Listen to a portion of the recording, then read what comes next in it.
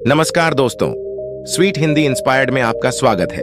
धीरे बोलो और कोई सुन ना ले, यह बात हम सब ने सुनी है और यह बात हमने भी कभी ना कभी बोला होगा। लेकिन सोचने की बात तो ये है कि ये वाक्य कब कब हमारे मुंह से निकलता है और कब कब हम सुनते हैं, क्योंकि ऐसे कम ही गुप्त राज होते हैं जो हम दूसरों के कानों में पड़ने नहीं देना चाहते। अक्सर परिवार में दुख का कारण हम स्वयं ही होते हैं।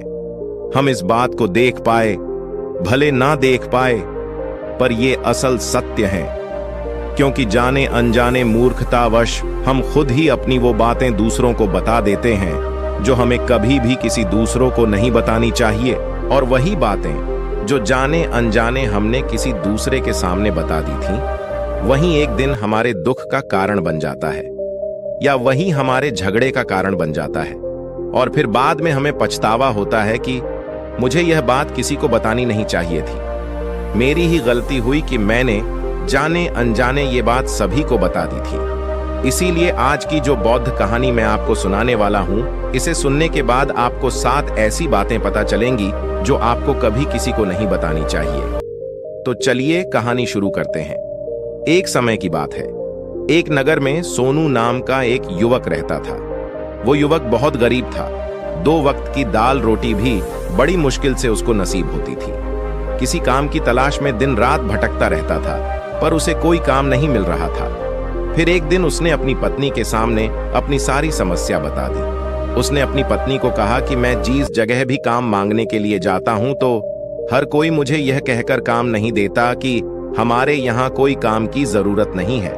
मैं काम की तलाश कर करके अब थक चुका हूं। मुझे समझ नहीं आता कि मैं तुम लोगों का पेट कैसे भरूंगा, अपने बच्चों को कैसे पालूंगा, और ये चिंता मुझे दिन रात सताते जा रही है। यह सुनकर उसकी पत्नी ने कुछ सोचकर कहा कि तुम एक आदमी के पास एक बार ही काम मांगने के लिए जाते हो, और जब वो काम नहीं देता तो तुम 2 बार उसके पास जाते तक नहीं हो।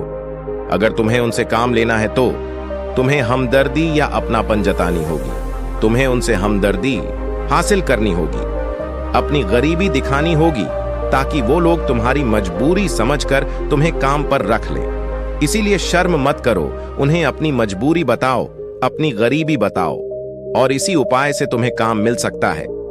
ये बात सोनू के मस्तिष्क में बैठ गई और अगले दिन काम मांगने के लिए वह उसी सेठ के पास जा पहुंचा जहां वह पिछले दिन काम मांगने के लिए गया था। लेकिन इस बार उसने हाथ जोड़कर उस सेठ से प्रार्थना की, उनसे विनती की कि मैं बहुत गरीब हूं और मुझे काम की बहुत आवश्यकता है।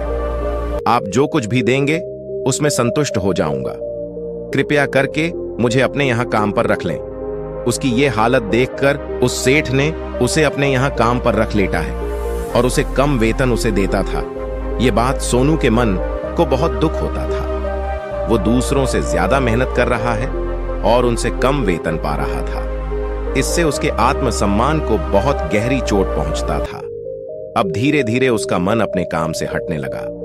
उसका मन काम में लगता ही नहीं था। जाहिर सी बात है कि ऐसी जगह किसका मन लगेगा जहां आदमी को अपने आत्मसम्मान के साथ समझौता करना पड़े। तो इसीलिए जल्द ही उसने अपना काम छोड़ दिया और वो घर पर आकर खाली बैठ गया। अब उसके पास घर का खर्चा चलाने के लिए भी पैसे नहीं बचे थे। इसीलिए उसने अपने सगे संबंधियों और अपने दोस्तों से सहायता मांगने शुरू की। लेकिन उसके दोस्त उसके सामने तो उसे दया का पात्र समझते थे, उसे दिलासा देते थे, लेकिन पीछे से उसका बहुत ही मजाक उड़ाते थे। वो कहते हैं कि कितना बेवकूफ है, सेठ ने इससे इतना काम लिया और बेचारे को पैसे भी नहीं दिया। यदि हम इसको पैसे दे देते हैं तो ये कल हमारा भी पैसा वापस कर पाएगा। इसकी ऐसी हालत है, काम तो इसके पास कुछ है नहीं, पैसा कहां से लाके देगा हमें। और इसी वजह से सोनू की हालत दिन प्रतिदिन खराब होता जा रहा था। अब वो दिन रात तनाव में रहने लगा था। वही दोस्त, वही सगे संबंधी जो उसके अपने होने का दिखावा कर रहे थे, वह उसे दया का पात्र समझ रहे थे, उन्हें उसके ऊपर तरस आ रहा था। सब लोग आकर उसे ज्ञान तो बहुत देते थे, लेकिन कोई मदद नहीं करता था। और अक्सर ऐसा ही होता है, ज्ञान देने वाले तो बहुत मिल जाते हैं, लेकिन मदद करने वाले कोई नहीं मिलता है। एक दिन उसे पता चला कि पड़ोस के गांव में एक बौद्ध भिक्षु आया हुआ है, जो बहुत ही ज्ञानी है। सोनू इतना तनाव में था कि अब उसे कोई रास्ता नजर ही नहीं आ रहा था। इसीलिए जाने या अनजाने वो उस बौद्ध भिक्षु के पास पहुंच जाता है। वहां पहुंचकर वह सीधे उनके पैरों में गिरकर रोने लग जाता है। वो रोते रोते उन्हें अपनी सारी परेशानियां बताता है। उसे बताता है कि किस तरह उसके सेठ ने उसके मजबूरी का फायदा उठाया और उसके सगे संबंधी उसके साथ कैसा व्यवहार करता था। सारी बातें सुनकर बौद्ध भिक्षु ने उसे चुप कराते हुए कहा कि बेटा, ये सारी समस्याएं तुम्हारी बुद्धिहीनता, तुम्हारी मूर्खता के कारण उत्पन्न हुई है। अगर तुम्हारे अंदर विवेक होता तो इनमें से एक भी समस्या तुम्हारे मन को थोड़ा भी दुखी नहीं कर सकती थी, लेकिन तुमने अपनी मूर्खता के कारण खुद ही अपने रास्ते में कांटे बिछा लिए। आज मैं तुम्हें 7 बातें बता रहा हूं जो भूलकर भी किसी को मत बताना, और इन बातों का अनुसरण करते हुए तुम बाहर से मिलने वाले दुखों को दूर कर ही सकते हो, और जो बेवजह दुनिया की वजह से तुम्हारे अंदर से जो दुख पनपते हैं। पहली बात यह है कि जो किसी को नहीं बतानी चाहिए वो है अपनी मजबूरी।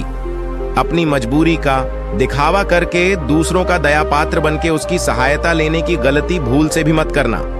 हो सकता है कि आज वो तुम्हारी मजबूरी देखकर तुम्हारी सहायता कर दें, लेकिन कल वह व्यक्ति तुम्हारा फायदा उठाने से भी नहीं चूकेगा, और अगर फायदा भी नहीं उठाया तो दूसरों के सामने तुम्हारा मजाक बनाने में वह आदमी कभी नहीं चूकेगा। इसीलिए कभी भी अपनी मजबूरी का दिखावा मत करो। अगर घर में 2 रोटी है या सूखी रोटी है तो वहीं खाकर सो जाओ, लेकिन दूसरों को इसके बारे में कुछ भी पता नहीं लगनी चाहिए। जरा आप खुद सोचिए, मजबूरी बताने का क्या मतलब होता है। एक इंसान का या तो वह दूसरों से सहानुभूति हासिल करना चाहता है या उनसे कोई आर्थिक मदद चाहता है, लेकिन अगर दोनों ही परिस्थितियां आप देखें तो दूसरा आदमी आपका फायदा उठाने से कभी नहीं चूकेगा, और अगर वह आदमी फायदा नहीं भी उठाएगा तो अपनी नजर में तो वह आपको मूर्ख ही समझेगा और बेवकूफ समझेगा, और दूसरों के सामने आपका मजाक भी जरूर बनाएगा। इसीलिए अपनी मजबूरी के बारे में कभी भी किसी को मत बताना। दूसरी बात यह है जो किसी को भी नहीं बतानी चाहिए, वह है अपनी अतीत की गलतियों और भविष्य की रणनीतियां। जरा सोचो कि अगर हम अपने अतीत की गलतियों किसी दूसरे को बताते हैं तो उसका तुम पर क्या प्रभाव होगा। वो गलतियां ठीक तो नहीं की जा सकती हैं, तो जाहिर सी बात है उन्हें बताने का क्या मतलब रह जाता है। आप अपने अंधेरे पक्ष को खुद दुनिया के सामने बता रहे हो, खुद अपनी गलतियां दूसरों के सामने बता रहे हो। इससे उस आदमी की नजर में आपका चरित्र खराब हो जाएगा और वह आदमी भविष्य में हमेशा आपको उसी नजरिए से देखेगा। इसीलिए किसी भी आदमी की नजर में अपना चरित्र के बारे में मत बताओ, और जरा सोचो कि आप व्यर्थ में ही अपने भविष्य की रणनीतियां दूसरों के सामने बता रहे हो। जो लोग आपके काम का हिस्सा तक नहीं है, उनके सामने अपनी भविष्य की रणनीतियां, अपनी डींगे हाँकने का क्या फायदा है।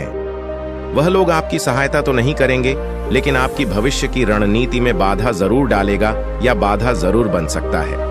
आप खुद अपने विवेक का इस्तेमाल करिए और सोचिए कि आपके साथ भी ऐसा हुआ है कि आपने अपनी भविष्य की रणनीति किसी को बताई हो और वो कामयाब ही ना हुई हो। ऐसा आपके साथ जरूर हुआ होगा। जरा गौर से सोचिए। तीसरी बात यह है जो किसी को भी नहीं बतानी चाहिए, वो है अपने घर की बातें। जो भी हमारे घर के अंदर आपस में बातचीत होती है, हमारे माँ बाप के साथ, हमारी पत्नी के साथ, हमारे बच्चों के साथ, वो सब बातें अपने परिवार तक ही सीमित रखनी चाहिए। अगर आप इन बातों का दूसरों के सामने ढिंढोरा पीटते हो तो दूसरों को आपके घर में घुसने का एक मौका मिल जाता है, और वह इसका फायदा उठाने से कभी नहीं चूकेंगे है। वह आदमी आपके परिवार के सदस्यों को आपसे दूर या आपसे लड़ाई लगाने की कोशिश करेंगे। अक्सर ऐसा होता है। हम समाज में देखते हैं कि हम अपने घर के झगड़ों को कम करने के लिए उन झगड़ों को अपने पड़ोसियों और दूसरे सगे संबंधियों को बता देते हैं, लेकिन इससे आपको सहायता कभी नहीं मिली होगी और आपका समस्या बढ़ ही जाती है। अगर आप अपने माँ बाप की बात दूसरों को बताएंगे तो आपके माँ बाप को बुरा लगेगा कि हमारा बेटा हमसे बताए बगैर दूसरों को ये बातें बता रहा है। इसीलिए अपने घर की बातें और अपने घर की झगड़े किसी के सामने नहीं बताना चाहिए। चौथी बात यह है, अपनी आमदनी किसी को मत बताना चाहिए। अब अपनी आमदनी ना बताने के पीछे क्या मतलब हो सकता है? जरा सोचिए कि आप अपनी आमदनी अपने दोस्तों को बता देते हैं, तो जब आपके दोस्तों को जरूरत पड़ेगी तो वो सिर्फ आपको ही याद करेंगे, क्योंकि उनको पता है कि अगर आपकी आमदनी ज्यादा अच्छी है तो आप भी उनकी मदद कर सकते हैं, और इसीलिए ज्यादा लोग आपसे सहायता मांगेंगे। और जब आप उनकी सहायता नहीं करेंगे तो वो सोचेंगे कि इस आदमी के पास पैसा है लेकिन मेरी सहायता कर सकता है, पर यह सहायता कर नहीं रहा है, और इसीलिए आपकी आमदनी आपने दोनों दोस्तों के बीच एक झगड़े का कारण हो सकती है। कम आमदनी होगी तो लोग मजाक उड़ाएंगे, और ज्यादा होगी तो सहायता मांगेंगे, तो अपनी आमदनी बताने का कोई मतलब ही नहीं होता है। पांचवी बात यह है, अपनी कमजोरियां और अपनी ताकत। अक्सर इंसान को पता नहीं होता है कि उसकी कमजोरी या उसकी ताकत क्या होती है, लेकिन अगर आपको अपनी कमजोरी और अपनी ताकत पता है तो पहली बात तो आप बहुत ही बुद्धिमान व्यक्ति हैं, और दूसरी बात कि आपको ये बातें किसी से साझा नहीं करनी है, क्योंकि अगर आपकी कमजोरी दूसरों को पता चल गई तो वो आपकी कमजोरियों का एक ना एक दिन जरूर फायदा उठाएंगे, और अगर आपकी ताकत पता चल गई तो वही ताकत एक दिन आपकी कमजोरी बन जाएगी। अपनी कमजोरी और अपनी ताकत अपनी पत्नी या अपने पति को भी नहीं बतानी चाहिए, क्योंकि इसके बाद आपको घर में उनसे हमेशा दब के रहना पड़ सकता है। छठी बात यह है, अपने मित्र और अपने शत्रु। आप अपने मित्रों के बारे में अगर दूसरे लोगों को बताएंगे तो वह आपके मित्रों के साथ अपनी घनिष्ठता बनाकर आपको धोखा दे सकता है। आपके गहरे मित्रों को आपसे दूर करने का प्रयास कर सकते हैं। अक्सर आम आदमी ऐसा नहीं करता है, लेकिन आपके दुश्मन ऐसा करने की कोशिश कर सकते हैं। और दूसरी तरफ आपके शत्रु कौन हैं, यह बात भी किसी को नहीं पता लगना चाहिए, क्योंकि आज जो आपका मित्र है, अगर कल वो आपका दुश्मन हो गया तो वह आपके दुश्मन के साथ ही मिलकर आपको हरा सकता है या आपको धोखा दे सकता है। इसीलिए अपने सबसे अच्छे दोस्तों को भी अपने दुश्मन के बारे में कभी नहीं बताना चाहिए। सातवीं बात यह है कि जब तुम दान करते हो तो दान के बारे में भी किसी को नहीं बताना चाहिए, नहीं तो दान करना व्यर्थ हो जाता है या बेकार हो जाता है। जब आप अपने दान का ढिंढोरा पीटते हो तो आप ये बता रहे हो कि मैं कितना बड़ा दानी पुरुष हूँ, और ये आपके अंदर एक अहंकार पैदा करता है। इसीलिए दान गुप्त रूप से किया जाए तो वही अच्छा होता है। ये 7 बातें जो बौद्ध भिक्षु ने सोनू को बताया, इनमें संसार के सभी सिद्धांत छिपे हुए हैं। इन बातों का पालन करते हुए आप अपने घर में सुख शांति बना सकते हैं और घर के झगड़े भी दूर कर सकते हैं। पसंद आने पर चैनल को सब्सक्राइब अवश्य करें और अपने दोस्तों के साथ अवश्य शेयर करें, ताकि वे भी इस वीडियो से सीख पाए।